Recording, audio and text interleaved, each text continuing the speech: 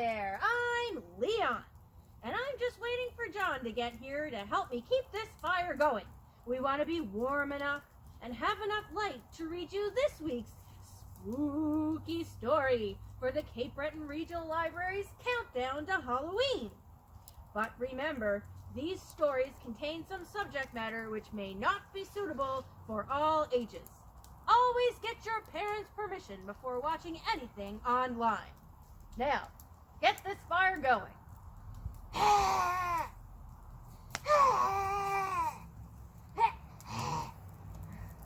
Hi, Leon. Oh, How you doing? cold, John. Well, put some more wood on this fire Thank for you. Thank I you. assume you've already made the introductions for Yes, this week. indeed. Thanks, John. It sure was getting chilly without the fire. There you go. You know, John, sometimes a little light can make all the difference. Like in tonight's story, a little light makes a difference between doing something right and grave misfortune. Oh, boy.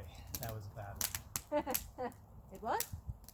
Yeah, anyway, this week's story comes from the great writer Robert Louis Stevenson. It's called The Body Snatcher.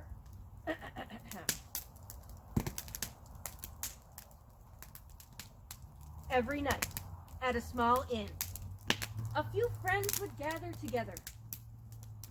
One night, the innkeep mentioned that a rich man had fallen ill at the inn and sent for a famous doctor from London. Fats, one of the group, suddenly became very angry when he saw the doctor about to leave the inn. "McFarlane! Toddy McFarlane!" he shouted, giving the doctor a scornful look. The London man almost staggered when he saw Fats, and then in a startled voice exclaimed, "Fats! You!" "Yes, me? Did you think I was dead too?" "Hush, hush," exclaimed the doctor. "Meeting you here is unexpected." The doctor regained his calm and tried to make a few friendly remarks. Fats interrupted him rudely. "Well, have you seen him again?" he demanded. At those words, the celebrated doctor cried out with a sharp, horrible wail, and with his hands over his head, fled the inn like a thief. Gone. Sorry. Got a little carried away there. Okay, it's all right. Continue. He fled the inn like a thief. Following this strange, unsettling scene, Fats' group of friends wanted to know what happened between the doctor and Fats. It turned out that in his youth, Fats had studied medicine in Peterborough. Edinburgh. We're in Halifax? London, right? London? Right, London. Hold on, let me check.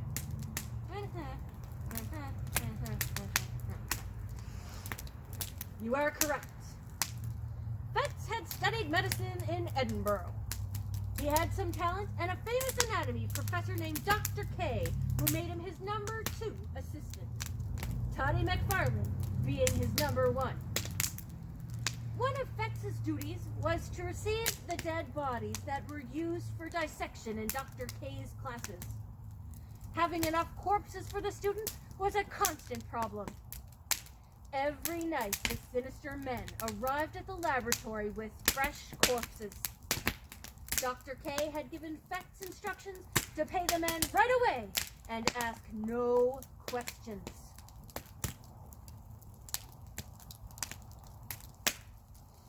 But Fats had a lot of questions. Was it right to keep silent about this activity? Was he correct in suspecting that some bodies were victims of murder? He overcame his doubts until one night when McFarlane himself knocked at the door, carrying a corpse who Fats recognized as having been a man called Gray. Just the evening before, Fats and McFarlane had been at a tavern with Gray. Gray had treated McFarlane very rudely. After McFarlane came into the laboratory with Gray's body, he ordered, "Pay me and register the corpse in the book."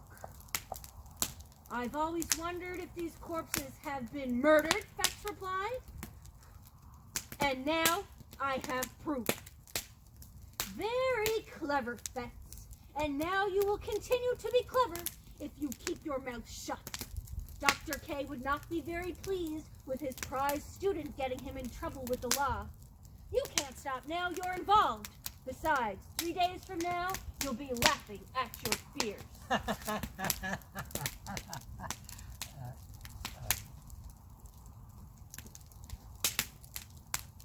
Sorry, again. Continue.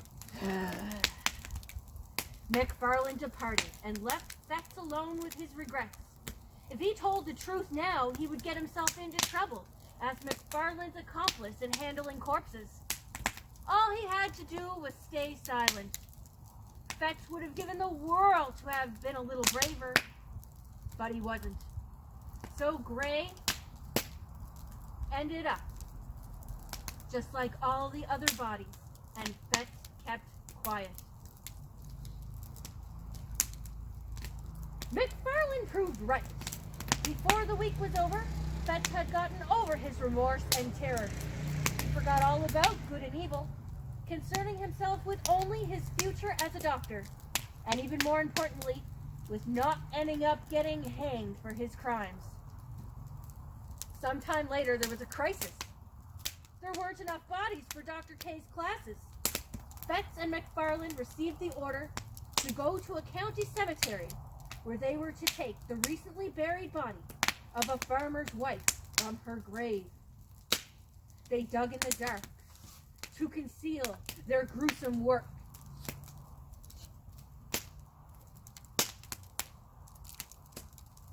Sorry. Right. Continue. Last interruption, I swear.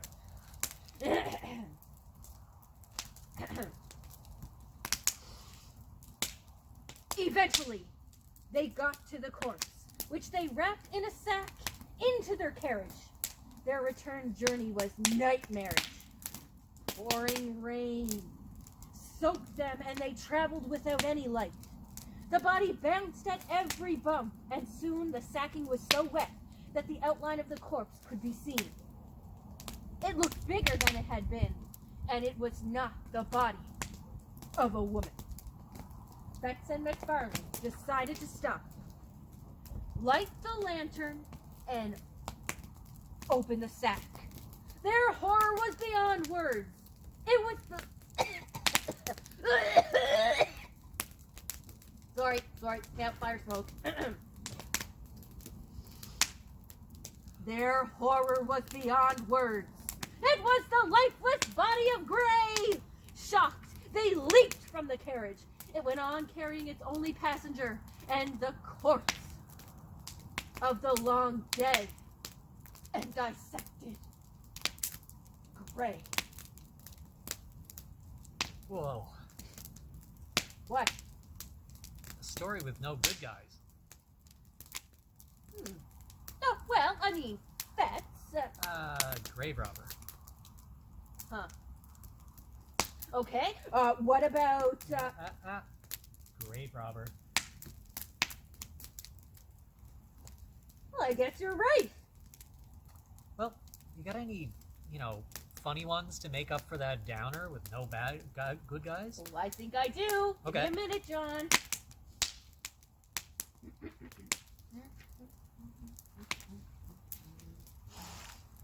You ready? I am ready. All right, here I come.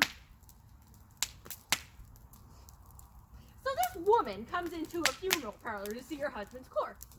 You did a good job, she said to the undertaker, except for one thing. My husband always wore a brown suit, and you dressed him in a blue suit. Oh, that's no problem, said the undertaker. We can easily change that. When she returned later, her husband was wearing a brown suit.